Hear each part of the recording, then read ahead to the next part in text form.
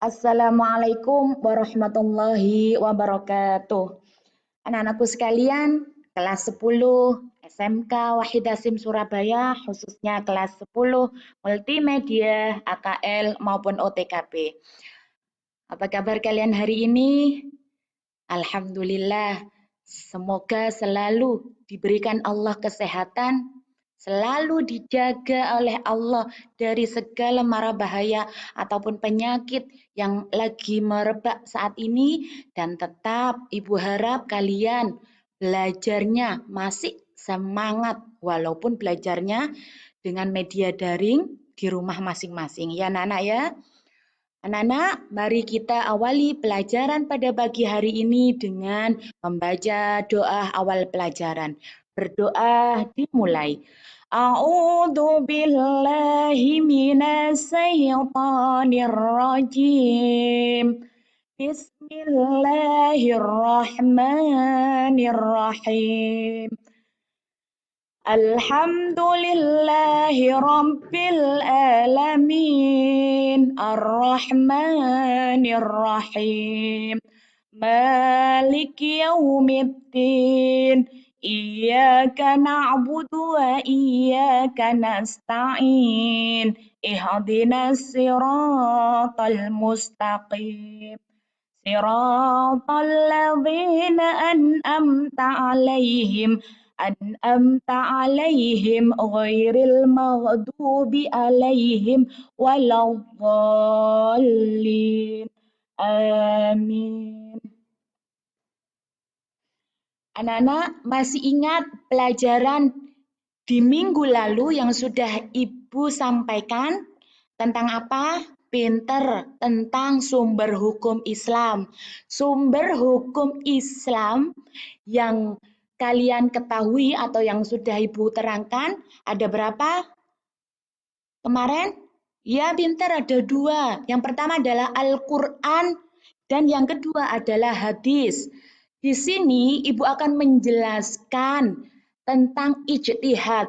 Ijtihad ini adalah sebagai upaya memahami Al-Quran dan hadis, di mana jikalau di dalam Al-Quran dan hadis sudah tidak ditemukan atau tidak bisa untuk memecahkan suatu masalah, karena di sini kan zaman semakin modern. Kita itu harus berijtihad atau mencari suatu hukum yang disumberkan dari Al-Quran dan hadis tetapi tidak menemui atau menemui jalan buntu, maka para ulama biasanya menggunakan ijtihadnya untuk mencapai atau mencari suatu pemecahan masalah. Mari kita bahas bersama-sama tentang ijtihad. Ijtihad adalah sebagai upaya memahami Al-Quran dan hadis. Sebagai sumber hukum, Al-Quran dan hadis harus dipelajari, ditelaah, dan dipahami oleh umat Islam. Untuk itu, umat Islam harus mendayagunakan kemampuan akalnya. Pendayagunaan akal secara sungguh-sungguh dan maksimal untuk memahami Al-Quran dan hadis sebagai upaya untuk menghasilkan hukum-hukum syariat disebut dengan ijtihad. Sedangkan orang yang melakukan ijtihad disebut dengan mujtahid. Ijtihad berasal dari kata jahadah yang artinya bersungguh-sungguh untuk mencurahkan segala kemampuan. Secara istilah, ijtihad adalah upaya sungguh-sungguh mengerahkan segenap kemampuan akal untuk mendapatkan hukum-hukum syariat pada masalah-masalah yang tidak ada nasnya. Ijtihad harus dilakukan oleh orang-orang yang memenuhi syarat-syarat tertentu. Yusuf Al-Qaradawi dalam bukunya Al-Ijtihad fil Al-Syariah Al-Islamiyah mengatakan bahwa ada 8 hal yang menjadi syarat-syarat pokok untuk menjadi mujtahid. Yang pertama, harus memahami Al-Quran dengan beragam ilmu tentangnya. Yang kedua, memahami hadis dengan berbagai ilmu tentangnya. Yang ketiga, mempunyai pengetahuan yang mendalam tentang bahasa Arab. Yang keempat, mengetahui tempat-tempat ijma. Yang kelima, mengetahui usul fikih. 6. Mengetahui maksud-maksud syariat. Nomor 7. Memahami masyarakat dan adat istiadat. Serta yang kedelapan adalah bersifat adil dan takwa. Selain 8 syarat tersebut yang Ibu sampaikan tadi di atas, beberapa ulama menambah 3 syarat lainnya, yaitu yang pertama, harus mendalami ilmu usuluddin atau pokok-pokok agama. Yang kedua, mendalami ilmu mantik atau logika dan menguasai cabang-cabang fikih. Ulama fikih membagi hukum ijtihad menjadi 3 macam. Yang pertama dihukumi fardhu ain jikalau atau harus dilakukan oleh setiap muslim. Hal ini terjadi jika seseorang berada dalam suatu keadaan atau masalah dan ia harus menentukan sikap sementara tidak ada orang lain di sana. Yang kedua fardhu kifayah. Maka bisa dihukumi fardhu kifayah jika ada suatu masalah dan pada saat yang sama ada para ulama yang mampu melakukan ijtihad.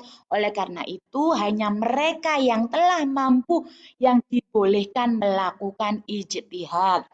Yang ketiga adalah dihukumi mandhub atau sunnah jika terdapat masalah yang masih baru dan masih bersifat wacana atau belum terjadi. Saat itu ijtihad tidak harus dilakukan, walaupun dilakukan tetap diperbolehkan sebagai langkah antisipasi kemungkinan pada masa depan. Melalui ijtihad, berbagai persoalan baru yang mengiringi kehidupan manusia dapat ditetapkan status hukumnya sesuai dengan maqasid al-syariah. Dengan demikian, ijtihad mendinamiskan hukum Islam.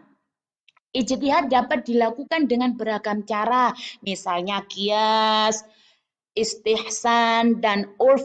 Dalam melakukan ijtihad terhadap suatu masalah yang sama, kadang ulama yang satu menggunakan cara pendekatan yang berbeda dengan ulama yang lain. Karena menggunakan cara pendekatan yang berbeda, hasil ijtihadnya pun berbeda. Akan tetapi, perbedaan pendapat yang terjadi merupakan rahmat yang tidak perlu diperselisihkan.